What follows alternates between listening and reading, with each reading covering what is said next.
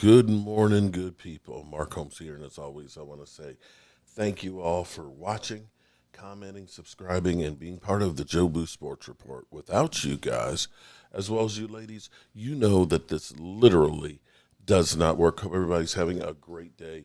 It is 6:30 a.m., and I used to always start my morning videos with, I got to remember how I used to do it. Boy, I'm literally just waking up. Don't sleep on the Dallas Cowboys because things happen late in the evening, late at night, first thing in the morning. So you want to be up to speed with everything that is the Dallas Cowboys. And lo and behold, shout out to Clarence Missing in Action, who I looked at a text message from 2 a.m. this morning and said that the Dallas Cowboys are in negotiations for, wait for it, George Pickens. Oh shit! Oh shit! That's literally like a punch to the head, because I told you guys what's funny is last night I was going to bed and I said that I think Amari Cooper is more of a distraction on what the Cowboys are honestly trying to do. Because the Cowboys, if you look at all the moves that they've been making, now we have no idea what this deal might look like, what this might cost, what this will end up being ultimately. But see, for me, I pointed out that the deals that we did with getting rid of Amari Cooper, when we got rid of Amari Cooper, and you can't deny that Amari Cooper helped the Dallas Cowboys tremendously. We went from being a 3-5 team to winning the division and making the playoffs just with Amari Cooper coming in the middle of the season.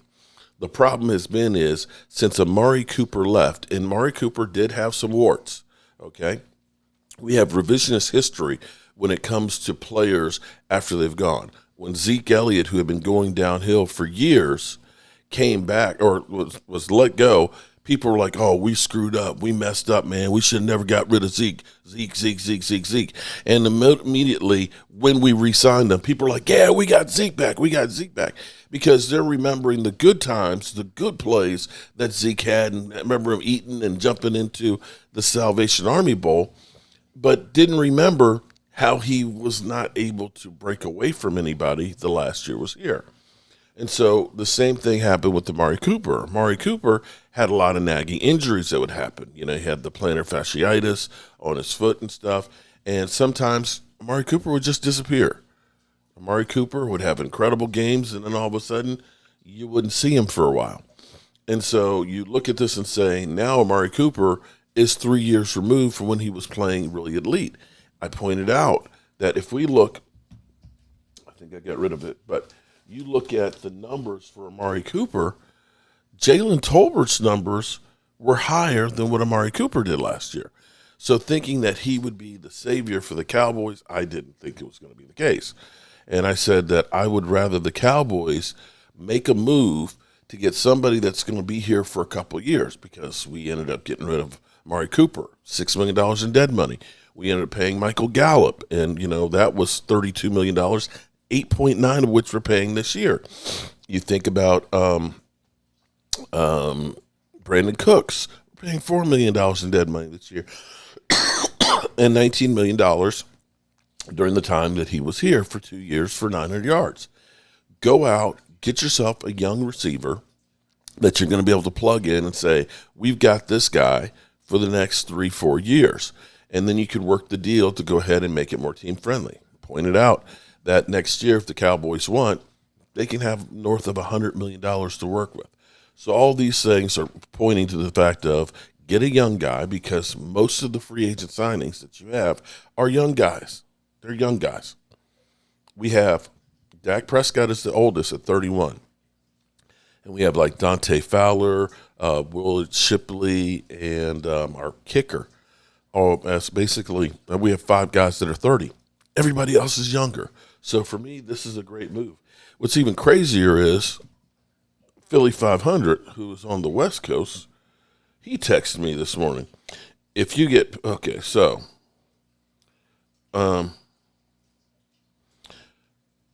don't know why, but I have a weird feeling Cowboys and Eagles week 1. I know the rumors say the Bears and the Rams, but Jerry wants it. And if you get Pickens, it's a really good pickup. So we've got endorsed by Philly 500 at 5:24 a.m. Damn, Philly. So 5:24 minus 3 hours. So 2:30. What you doing up 2:30 in the morning? All you people up late at night. See, I'm old. I'm in bed. All right. So Clarence Hill tweeted out an hour ago saying, "Here's the latest we have. Cowboys still making deals. Why are we talking about the Omni? Jeez, Clarence, what the hell? Ticket holders. No, none of those are it. Okay. Bobby Belt. Okay, here we go. The Cowboys are making phone calls on potential wide receiver trades and have begun to zero in on Pittsburgh Steelers wide receiver George Pickens. Nothing is completed yet, but talks are in advanced stage and could come together as quickly as today. Oh, shit! Oh, shit! More at 6 a.m. on 105.3 The Fan. Okay, I just shouted you guys out on that. George Pickens, by the numbers. Now, some people say, I don't want Pickens. He's got an attitude problem. Well, if you've been in Pittsburgh with the quarterback problems that they've had, you know, literally, you don't know from 1 week to next. You know, that might be one of those areas where, you know, it could be a problem. So if we look at George Pickens, the nice thing about Pickens is he's only 24 years old. Oh, shit! Oh, so instead of us getting an aging Keenan Allen who would be 33 years old, you got a guy who hopefully you can go ahead and get into your system. He'll be happy about being one of them boys that you got Micah, CD, and Dak that can go ahead and bitch slap him and make sure that he doesn't become a distraction in the locker room. So what we had here was last year with the quarterback issues that they had in Pittsburgh, 59 receptions, 900 yards, and I dare say 15.3 yard average. Okay? Oh, shit! Oh, to put this in perspective, people, to put this in perspective, the 2 years that we had Brandon Cooks, that's about what you had was 900 yards of receiving. And as far as the number two, we've had nobody over 650 yards as a number two since Amari Cooper left 3 years ago. And that was a down year for him. His second year, he had 63 receptions for 1,140 yards, 18.1. Now, with all of this being said, you got Jaden Blue, who's going to be really good. You got Tyler Booker, who's going to be a road grader, going with Tyler Smith. It's potentially you could have the best guard tandem. And Cooper Beebe only gave up 3 sacks last year. You could end up having, in a year or two, the best interior offensive line. If Tyler Guyton can wake up and be anything, and Terrence Steele, lo and behold, this offense, Dak Prescott, as people would say, you got no excuses, Dak. Okay, well, Dak would finally have a complete wide receiving core, and hopefully Jake Ferguson can turn it around. And you've got yourself some running backs with Jaden Blue, with Javonte Williams, and Mustafa.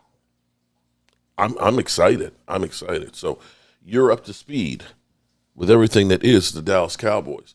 We may have ourselves a new number 2 wide receivers. Remember, I told you yesterday, I kept poo-pooing Amari Cooper and saying, I don't want no old-ass wide receiver.